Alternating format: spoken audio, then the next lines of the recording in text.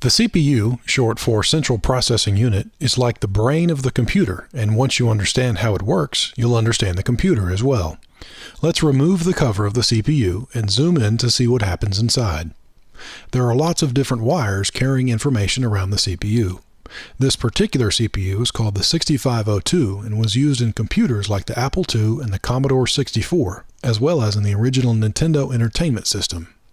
This simulation of the 6502 can be found online at visual6502.org.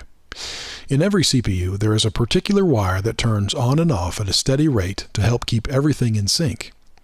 That wire is called the clock, and the clock in this simulation is turning on about twice a second.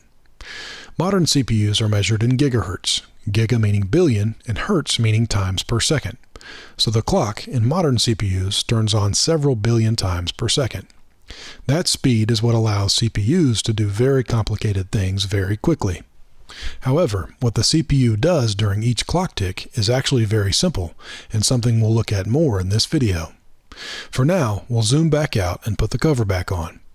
The CPU in your computer might be manufactured by a company like Intel or AMD, but the type of CPU we're going to look at today is called the Scott CPU.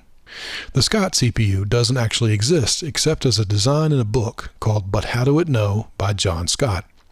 The design of the Scott CPU is copyrighted and is being used in this video with John's permission.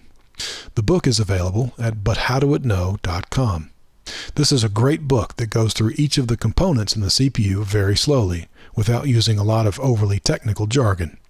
If you've been looking for a book that explains how a computer works, I would highly recommend this one. So let's flip the CPU over and look underneath.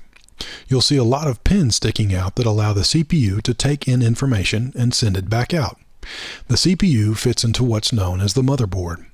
The motherboard allows all the components in the computer to connect to each other. So we'll flip the CPU back over and plug it into the motherboard. On the right of the motherboard is a place for something called RAM.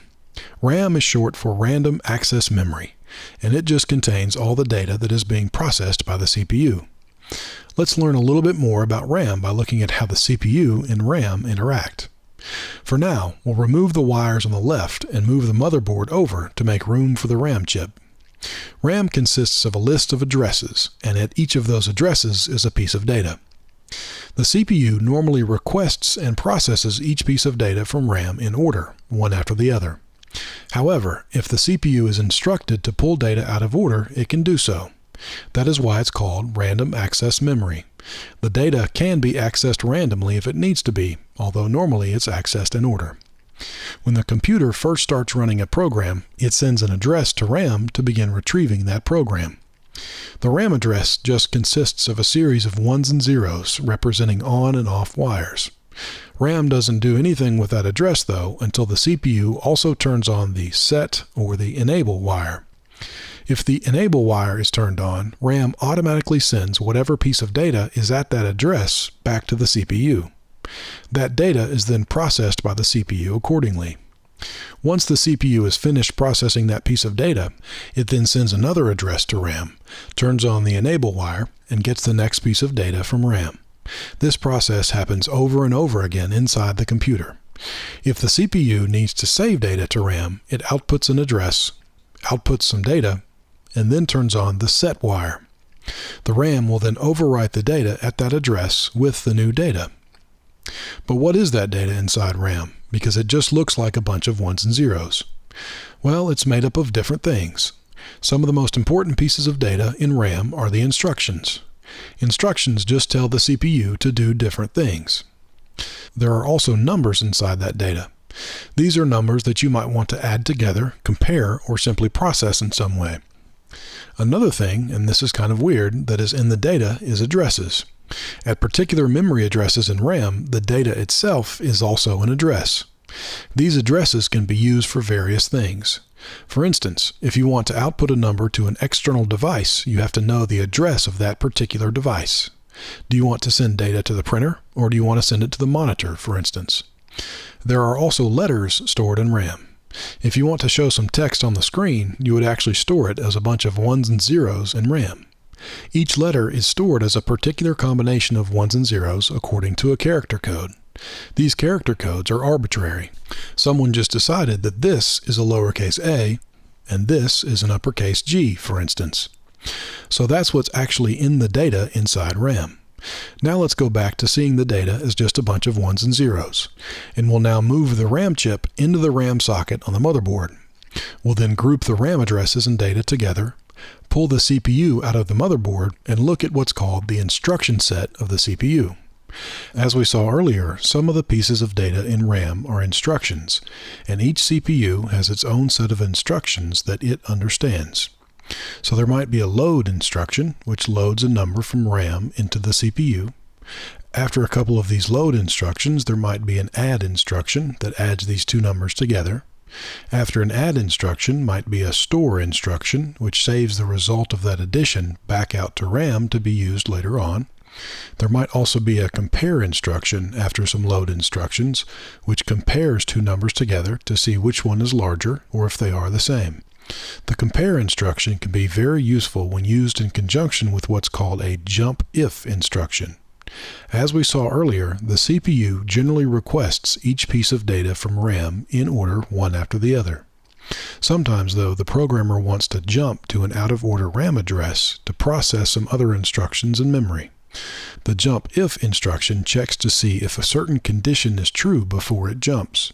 It uses the results of the compare instruction to make this decision. There is also a regular jump instruction that jumps no matter what. Finally, there is an out instruction and an in instruction. These will output data to an external device like a monitor, or input data from an external device like a keyboard. These two instructions are often used in conjunction with an address, like we talked about earlier. There are some other instructions in a CPU's instruction set, but these are some of the more commonly seen ones. So as we saw, the data in RAM consists of things like instructions, numbers, addresses, and letters. So let's go through a program that would use this instruction set to play a guessing game. So it would load a number like 9 into the CPU. Let's say that the programmer decided that that was the right answer, so he went ahead and put that number into RAM. And then comes an in instruction to retrieve the user's guess. After the in instruction is the address of the keyboard, so we can know where we're getting the data from. Next comes a compare instruction that checks to see if those two numbers, the one saved by the programmer and the one entered by the user, are the same. Following the compare instruction is a jump if equal instruction, which will jump to another address in RAM if those two numbers we just talked about are the same. The jump if equal instruction is immediately followed by a new RAM address. If the two numbers are the same, the CPU jumps to that new address to begin processing its next set of instructions from there. If the two numbers are not the same, then the computer ignores the jump if equal instruction and the corresponding address and just keeps going. Following the jump to address comes an out instruction with the address for the monitor, then the letter capital G, and then below that would be the letters U, E, S, S, space again, so guess again. So if the user guesses the wrong number, the program would tell him to guess again, and then jump back up to the in instruction to retrieve that new guess, and then process these instructions all over again. By the way, the in and out instructions used here have been simplified somewhat, but you'll find them covered in more detail in the book. So now let's briefly take a look inside the CPU itself to see how it would process an instruction. As we saw earlier, this is the inside of the 6502 CPU. Let's take away the 6502 wiring and see what's inside the Scott CPU. The first component is the control unit, which is kind of like a captain in the Army. It receives its orders from RAM in the form of an instruction, and then breaks that instruction down into specific commands for the other components. One of the most important components under the command of the control unit is the Arithmetic Logic Unit, or ALU for short. The ALU is what performs all the mathematical operations inside the CPU, such as addition, subtraction, or even comparison like we saw earlier. The Arithmetic Logic Unit has two inputs. We'll label them Input A and Input B, and assume they are two numbers from some previous load instructions. Now we might want to add those two numbers together. The control unit receives that instruction from RAM and then tells the ALU what type of operation to perform. The ALU performs the operation and then outputs the answer. Sometimes, though, depending upon the type of instruction, the output from the ALU can actually be ignored. For instance, if you have a compare instruction, the ALU doesn't need to output an answer. Instead, it just needs to tell the control unit how the two numbers compare to each other. For this, the ALU uses what are called flags, and they help the control unit decide what to do when it receives the next instruction, like jump if, which we'll see later. For now, though, let's say that we are working with an instruction that does produce an output. Where does that output actually go? Well, the 8 wires coming out of the ALU would actually run to what is called a register. A register is a very simple component whose only job is to store a number temporarily.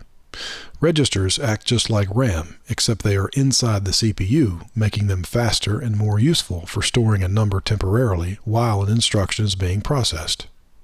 When the ALU sends the output to the register, it won't actually be saved until the control unit turns on the register's set wire. The set wire is just like the one we saw earlier for RAM. When the set wire is turned on, the register saves whatever number is on its input wires. Once we have the output saved in the register, though, how do we get it back out? Well, when we are ready to move a number out of the register, we need another control wire called the enable wire that also runs from the control unit to the register. As soon as the control unit turns the enable wire on, the register will output whatever number is saved inside. The output wires of the register then connect to what is called the CPU bus. A bus, as we saw earlier on the motherboard, is simply a group of wires that connect multiple components inside a computer. On the bus are some other registers with their own set and enable wires. These may have numbers from previous instructions already saved inside. So the control unit will then turn on the set wire of the particular register that it wants to save that number to, and that number will be saved in that register. Afterward, the control unit will then turn off the enable wire from the first register and clear the bus. The 4 registers at the top are just used for storing numbers between operations, so they have output wires that go directly back onto the bus. So now we have moved a number from one register to another just by turning some wires on and off. That's the advantage of the bus, easily moving numbers between components. The disadvantage of the bus is that you can only have one number on it at a time. Because of this limitation, the arithmetic logic unit uses a temporary register for input B. When the control unit is processing an instruction involving the ALU, it will move one of the inputs to the temporary register. The temporary register has no need for an enable wire since it only outputs to the ALU and doesn't conflict with any other registers. The other input to the ALU comes directly from the bus. The control unit will enable another register, and that number will become input A to the ALU. That number stays on the bus until the ALU is finished processing the instruction. And so now there are 2 inputs to the ALU, and we're ready for the ALU to perform an operation. As we saw earlier, the control unit knows what operation to tell the ALU to perform because of the instruction it receives from RAM. The instruction itself is in another register called the instruction register. By the way, the input wires from the bus won't affect this register since the instruction was already saved in a previous step. This register, like the temporary register, also has no need for an enable wire since it just outputs to the control unit. Based upon this instruction, the control unit then tells the ALU what type of operation to perform. So let's say the instruction we're processing is a compare instruction. With the compare instruction, we're not interested in the number that is output by the ALU. We only want to know how the 2 inputs compare to each other. For that, we use the flags that we talked about earlier. Each flag is just a wire that turns on or off depending upon whether or not a certain condition is true. Inside the Scott CPU, there are 4 flags, and we'll look at 2 of them now. The A is larger flag will turn on if input A is larger than input B. If the inputs are the same, then the equal flag turns on, and if both of these flags are off, that means input B is larger. But in this case, the equal flag is on, so that means both inputs are the same. Once the compare instruction is over, we still need to use the flags for the next instruction, so we'll save them to a register that only has 4 inputs and 4 outputs. one for each flag. Once the flags are set into the flags register, the CPU is finished with the compare instruction, and it can then request the next instruction from RAM. Generally, the next instruction after a compare instruction is a jump if instruction. This combination of a compare and a jump if instruction, by the way, is very common in computer programming. Anytime there is more than one possible path through a program, the computer is using these instructions to tell it which way to go. So now that we're finished with the compare instruction and our flags are saved in the flags register, we need to tell RAM that we're ready for the next piece of data, in this case the next instruction. So inside the CPU, another register that is very important is what's called the instruction address register.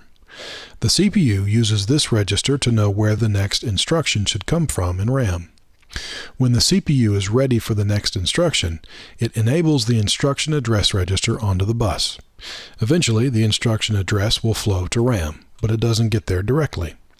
There is an intermediary register called the memory address register, whose only job is to tell RAM what memory address the CPU wants next, since it won't always be an instruction.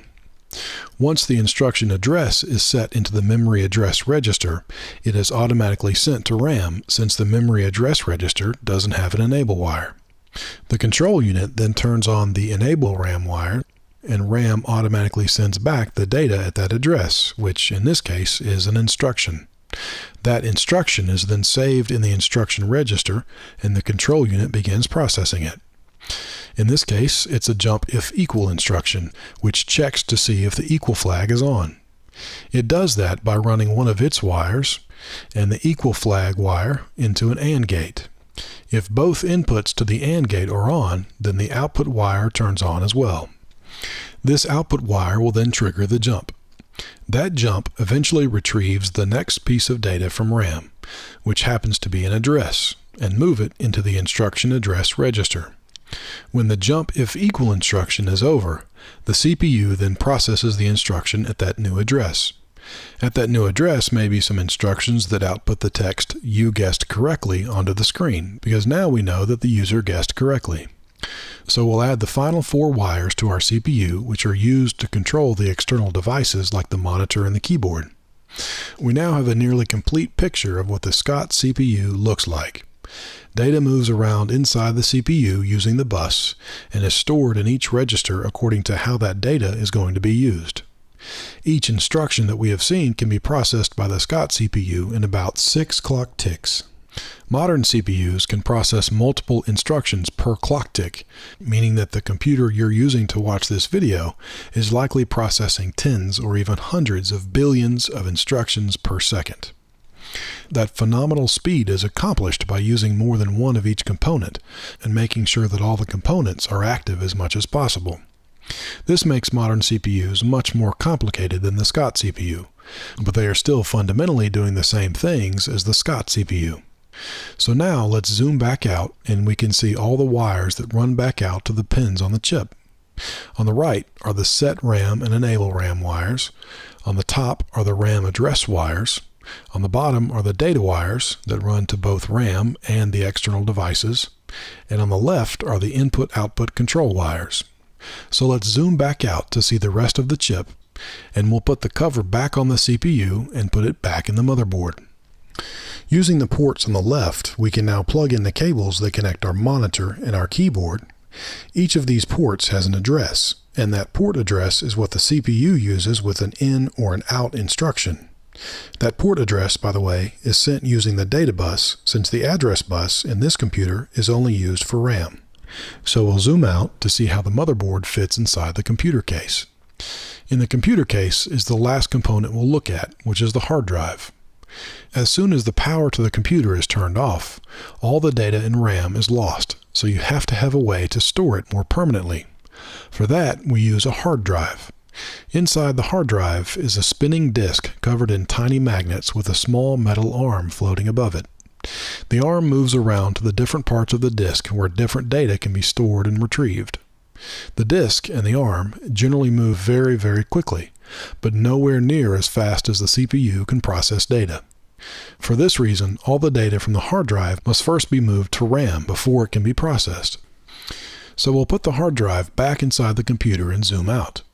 Here we can see the program we just ran and the message telling the user that he guessed correctly. So now you've seen the very basics of how a computer processes information. You'll find much more about the Scott CPU and the book at the website buthowdoitknow.com. Also, there are a few small differences between the book and the video, but those shouldn't detract from your understanding of either. You can find a list of these differences in the video description. Thanks for watching.